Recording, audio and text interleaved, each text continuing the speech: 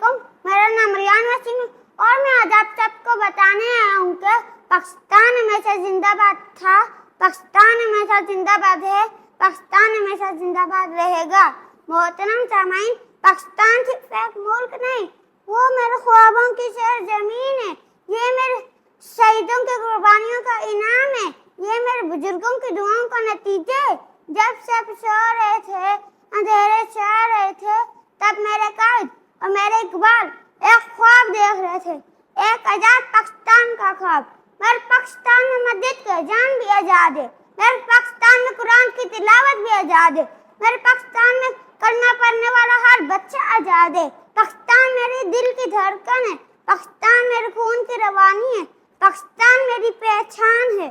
جب میں پاکستان زندہ باد کہتا ہوں تب میرا دل زور سے دھڑکتا ہے اور میری آنکھوں میں چمک آ جاتی ہے اور میرا سینہ فخر سے چوڑا ہو جاتا ہے۔ پاکستان زندہ باد، پاکستان پائندہ باد، پاکستان سدا سلامت باد۔